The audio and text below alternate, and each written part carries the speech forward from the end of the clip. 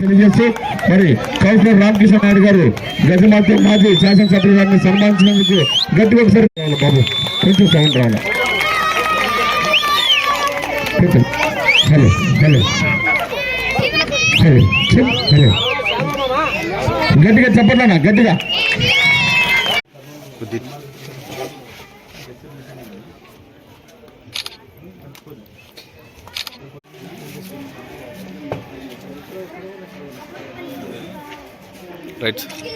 ప్రతి ఇంటికి ఉచితంగా 3 గ్యాస్ సిలిండర్ ఆడకూతున్నారు ఫ్రీగా, ₹1 అవసరం లేకుండా. అదేవిధంగా మీరు బస్సులో ఈ జిల్లాలో ఎక్కడికి పోవాలన్నా కూడా ఉచితంగా డిఎస్సి వదులుతాం. ఆ డిఎస్సి వదిలితే ఉద్యోగాల ప్రకటన వస్తే పరీక్ష రాసి ఉద్యోగాలు వస్తాయి. ఒకటి రానంత వరకు ఏం చేయాలి, అందుకు ఆ రానంత వరకు నెల అందుకే తల్లి 3 ఉంటే 4,500, అదే రకంగా 4 ఉంటే 6,000. ఈ లెక్కన ఆడబిడ్డ నిధి కింద మీకు ఒక పథకం 1,500 ఆడకూతులకు. మన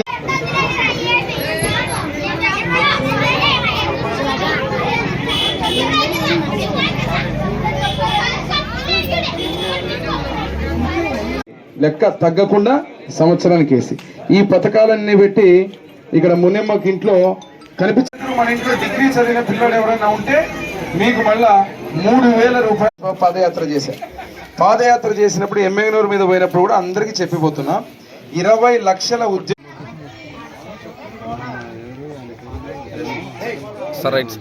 సంవత్సరాల నుండి 60 లోపు ఉండేటువంటి ప్రతి ఆడకూతురుకు 1,500 నెల ఇద్దరుంటే ఇంటికి ఇప్పుడు సేమ్ ఇదే రకం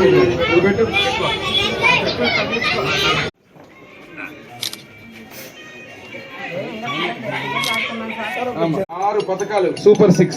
రేపు సైకిల్ కేస్తే ఈ పథకాలన్నీ వస్తాయని చెప్పి నువ్వు కాకుండా 10 మందికి చెప్పి ఈ దొంగ ప్రభుత్వానికి ఓటేయద్దండి, ఈ మోసం చేసిన ప్రభుత్వానికి ఓటేయద్దండి అని. అదేవిధంగా మీకందరికీ గుర్తుంటే ఎవరైనా పేదవాడు చనిపోతే 5,000 రూపాయలు ఇచ్చి చంద్రన్న భీమా కింద 5 లక్షల రూపాయలు సహాయం చేసేవాళ్ళం. ఈ రోజు ఏం చెప్పాడు, మాట తప్పను మడమ తిప్పను అని చెప్పి వైఎస్ఆర్ భీమా 5 లక్షలు కాదు 10 లక్షలు ఇస్తానని చెప్పి ఈరోజు మాటిచ్చి మాట తప్పింది నువ్వు కాదా జగన్ అని అడుగుతున్నా. మరి ఇదంతా ఒక ఎత్తైతే రాష్ట్ర రాజకీయాలు ఇప్పుడు ఎమ్మెగనూరుకు వచ్చేసరికి కొత్త రాజకీయాలు మొదలైనాయి. ఈ మహానుభావుడు ఏం చెప్తున్నాడు, ఎమ్మెల్యేలని ట్రాన్స్ఫర్లు చేస్తున్నాడు. కేశవరెడ్డి గారు ఇక్కడ గెలిచి ఎమ్మెల్యేగా 5 సంవత్సరాలు ఎప్పుడైనా వార్డుకు వచ్చాడా తమ్ముడు? ఎప్పుడైనా వచ్చారా వార్డుకు? ఆయన కొడుకు గాని ఆయన గాని ఎప్పుడైనా వచ్చినారా? ఇప్పుడు 5 సంవత్సరాలు ఎలక్షన్లు వస్తున్నాయంటే ఆయనకు లేదంట, ఎవరి చేతిలోనో ఓడిపోతాడు, జయనాగేశ్వరుడి చేతిలో ఓడిపోతాడని చెప్పి మార్చి ఈరోజు మళ్ళా కొత్త అభ్యర్థులను తెస్తున్నారు. బీసీలని చెప్పి స్థానికంగా ఉండేటువంటి ఒక వ్యక్తి పేరు చెప్పారు, మాచాని వెంకటేష్ అని చెప్పిన తర్వాత ఉన్నట్టుండి మళ్ళీ ఆయనను కూడా తీసేసి ఈరోజు ఏం చెప్పుకుంటున్నారు, ఎక్కడి నుంచో మళ్ళా కొత్త వ్యక్తిని తీసుకొని వచ్చి ఇప్పుడు బీసీలు అని చెప్పి మీరున్నటువంటి కార్యక్రమాన్ని ఈరోజు మొదలు పెట్టారు. మరి నేను అడుగుతున్నా, ఇక్కడేమో స్థానికంగా ఉన్నటువంటి బీసీ ఓట్లేమో మీకు కావాలా, స్థానికంగా ఉన్నటువంటి బీసీ మాత్రం ఓటరుగా అభ్యర్థిగా పనికిరాడు అంటే ఇక్కడ ఓట్లయితే మీకు కావాలా, వేరే ఊరు నుంచి వచ్చినటువంటి వాళ్ళని అభ్యర్థిగా పెట్టి ఈరోజు మళ్ళా గెలిపించాలని చెప్పి డ్రామాలు చేస్తున్నారు.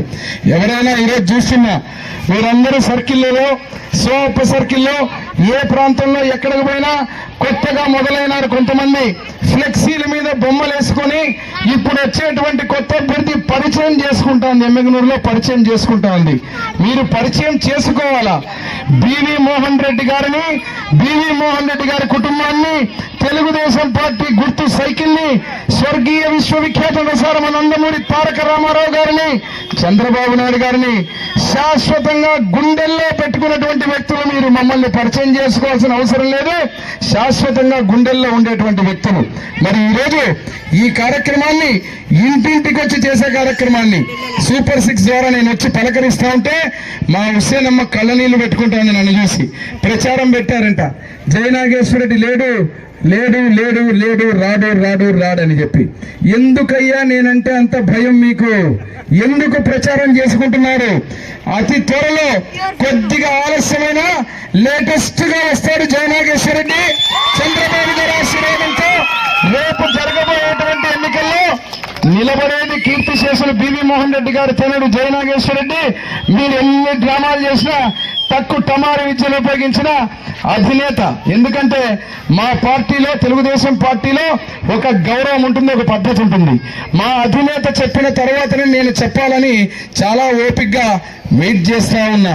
రేపు రాబోయే రోజుల్లో మా అధినేత దగ్గర నుంచి వచ్చిన తర్వాత, సంకేతం వచ్చిన తర్వాత నా నోట్లో నుంచి కానీ నా గుండెల్లో నుంచి కానీ ఎమ్మెగనూరు నియోజకవర్గానికి తెలుగుదేశం పార్టీకి సంబంధించినటువంటి ఎన్ని కార్యక్రమాలు, అదేవిధంగా ఈ దొంగలు ఎవరైతే వస్తున్నారో వాళ్ళ ఆస్తులు కాపాడుకోవడానికి, వాళ్ళ అవసరాలు చూసుకోవడానికి పార్టీలు మారి మారి మారి మారి మారి మారి మారి ఈరోజు మళ్ళీ మన పార్టీకి వ్యతిరేకంగా వైసీపీ పార్టీలో నిలబడి, ఒక పార్టీలో గెలిచి ఒక పార్టీలో మారి, మళ్ళీ ఒక పార్టీకి వచ్చి మళ్ళీ ఒక పార్టీకి మారి ఈ రోజు వచ్చి ఓట్లు అడుగుతా ఉంటే ఒక నిబద్ధత ఉండాలా.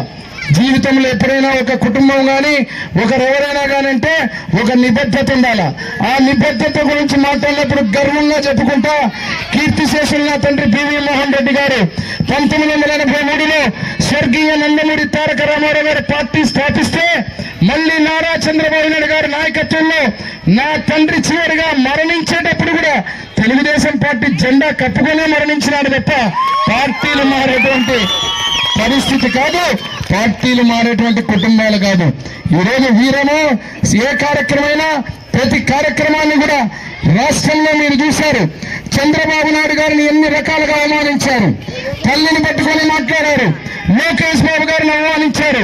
అందుకే చంద్రబాబు నాయుడు గారు ఒక మాట చెప్పారు, ఈ కౌరవ సభలో నేనుండను, మళ్ళీ నేను ఈ కౌరవ సభని గౌరవ సభగా మార్చినప్పుడే, మీరందరూ గెలిపించినప్పుడే ముఖ్యమంత్రిగా నేను అడుగు పెడతానని చెప్పారు. మరి ఈరోజు ముఖ్యమంత్రిగా అడుగు పెట్టాలంటే మనం ఏం చేయాలా? ఎమ్మెగనూరు నియోజకవర్గంలో ఇక్కడున్న ప్రాంతంలో మన 31వ వార్డులో మామూలుగా ఇచ్చే మెజారిటీ కంటే తిరుగులేని మెజారిటీతో తెలుగుదేశం పార్టీ జెండాని రెపరెపలాడించాలి. ఈసారి నేను వచ్చి ప్రచారం చేసిన వెంటనే మళ్ళీ వస్తారు వైసీపీ దొంగలు. ఇప్పుడు మూటల సంచులు తీసుకొని మా రంగమ్మను కొనాలని వస్తారు, మా లక్ష్మమ్మను కొనాలని వస్తారు, మా హుసేనమ్మను కొనాలని వస్తారు, మా సరస్వతమ్మను కొనాలని వస్తారు. ఏం చేయాలి తల్లి? ఏం చేయాలి తల్లి? ఇక్కడున్న మీ అందరూ అడుగుతున్నా, నేను అడిగినానని చెప్పి డబ్బులు తీసుకోకుండా ఉండరు. తులం బంగారం ఇస్తామంటారు, ఓటుకి 10,000 ఇస్తామంటారు, ఓటుకి 20,000 ఇస్తామంటారు. ఖచ్చితంగా తీసుకునే తీరాలా.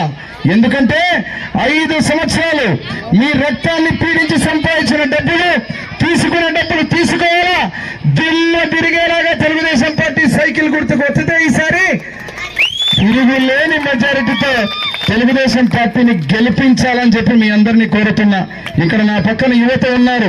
నేను ఎన్నోసార్లు మీ అందరికీ ముక్కి చెప్పాను, టెక్స్టైల్ పార్క్ వస్తే చేనేతలకే కాకుండా చదువుకున్నటువంటి ఉద్యోగులకే కాకుండా చాలా మంది ఆడకూతులకి ఇక్కడ పని వస్తుందని చెప్పి ఆ టెక్స్టైల్ పార్కులు 100 ఎకరాలు కేటాయించి ఆ పార్కును ముందుకు తీసుకుపోతా ఉంటే ఈ పార్టీలో ఉన్న సిగ్గులేని వ్యక్తులు పట్టాలిచ్చి దాన్ని డ్రామా ఆడారు. కేవలం 100, 200, 300, 500 మందికి ఆ పట్టాలతో సరిపెట్టాలని చూశారు.